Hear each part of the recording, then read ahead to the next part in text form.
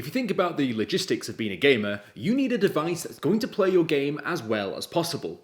In most devices, it will have some sort of operating system, such as Windows, for example. So you'd imagine that most people would have the base level software in order for them to go ahead and play these games, but that wasn't always the case, particularly back in the year 1995, where, as a matter of fact, the game Doom was installed more times on more devices than Windows, the operating system, was completely.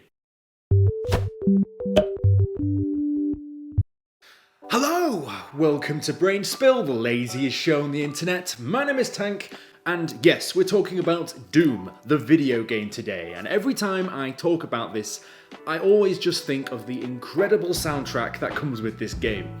Just makes me want to fight demons. And no, I'm not talking about the MIDI version of Metallica's Master of Puppets. I mean that epic Doom soundtrack you heard in the most recent iteration of the 2016 Doom game. What a fantastic soundtrack that is. Doom is a video game franchise created by John Carmack, John Romero, Adrian Carmack, Kevin Cloud, and Tom Hall. A classic first-person shooter where an unnamed space marine called Doom Guy walks around and shoots a horde of demons and undead for the sake of shooting hordes of demons and undead. This game is not just your average shooter, however, as it was absolutely groundbreaking at the time. Not only is it an absolute pillar in first-person shooters, but it is also the first game of the first-person shooter genre that really delved into the 3D aspect, that gave us the first taste of what a 3D first-person shooter could actually be like. And let me tell you, it looked pretty damn good at the time. For those of you that don't know, the effects were layered, making relatively 2D objects pop off the screen and to give the player a truly immersive 360-degree shooting action game. This was so special in fact at the time that in the 30 years since its initial release in 1993, I can't think of a game which has stood the test of time quite like the Doom franchise, and seemingly has a community that is strong to this very day. This game has become a whole franchise in itself, and is, in the gaming community at least, very highly regarded. And for something else that has also managed to come into all our lives in a glorious way, Windows, of course. Not sponsored, but Windows with an operating system which I think most people around the world have had some connection with, being the baseline for many different systems that people use to this very day. However, what we're talking about today is effectively going back in time to the year 1995, a time where the Windows operating system was only getting its legs and battling its way to the mainstream popularity. Not everyone had a Windows PC, hell, even a PC at all at this time.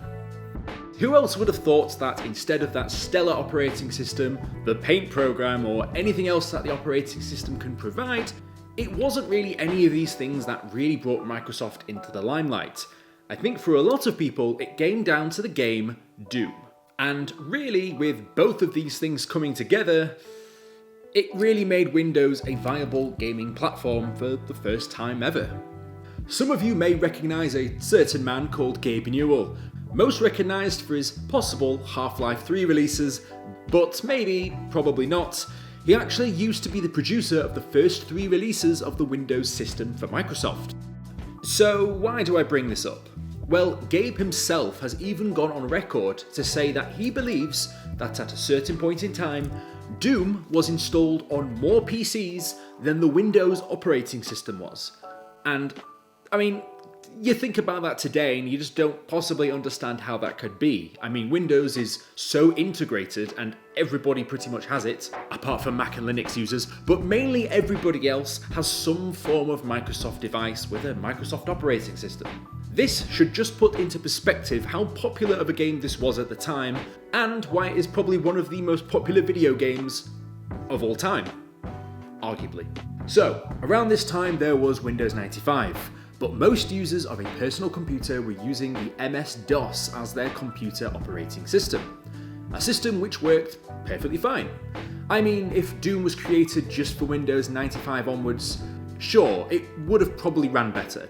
But MS-DOS was compatible, and with most people not needing to swap to Windows 95, most people decided to stick with their MS-DOS operating system, which they'd already had for a number of years before. And with the release of Doom, they were still able to play this new game. This was a time when the game was just released, and due to it being completely revolutionary, everybody wanted a piece of the action. This was fine if you were a whiz with DOS command lines and syntax to work the damn thing itself, but it would never be a fully fledged market changer if the average Joe could not access the games. Therefore, they needed a user-friendly way to get people to be playing these games, especially if you're someone who may even be learning to use a computer for the first time. Gabe Newell was disappointed that this game ran in MS-DOS rather than Windows, and thus tasked some of his engineers to create a Windows port for the game. So, these engineers were tasked with that very task, making the port for the Windows operating system, hence the release of Doom 95. And this was the moment where Windows could truly proclaim to the world, we are a serious competitor in this field, and we have the operating system to run your games as smoothly as a Windows 95 machine should. And yes, I know that sounds incredibly strange to say now, but again, I have to remind you, this is the year 1995. Stuff was very different back then.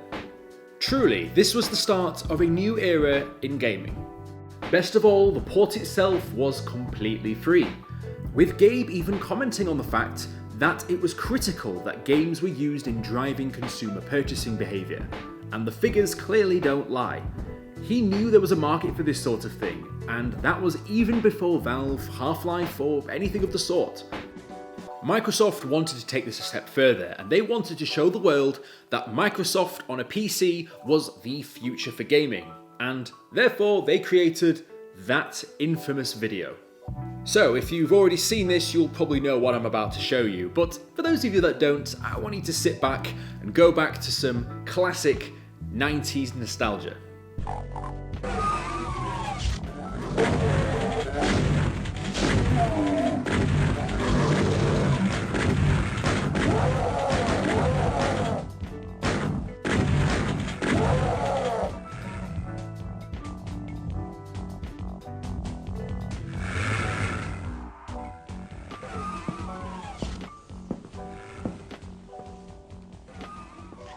These games are getting really realistic. Next year I might even play in the big Doom tournament. Yep, that's Bill Gates himself there, wielding a shotgun, so take that as you will. But this was what they needed to try and push the idea that this was a serious machine at the time, and for everybody that wanted to get on board this new Doom game, then, well, Windows was the way to do it. And clearly they knew that if they were able to get on board an audience that already loved the Doom franchise to then start using Windows, that's how you build an audience. Which is particularly strange because you'd think that people would have the machines and the operating systems to run the games they want to play, but in this case it was kind of the other way round. They already had an audience for the game, but then built the operating system to play games and then try to get those gamers to come and join their operating system. Look, that was probably not the best explanation, but hopefully this all makes sense in some weird way. So yeah, that was that one strange time in history where more people had Doom on their machines than the Windows 95 operating system itself. And that just goes to show how important Windows and the game Doom have been for gaming all the way up until today. If you liked the video, be sure to like and subscribe. If you want to be notified as soon as I upload my next video, be sure to hit the bell button.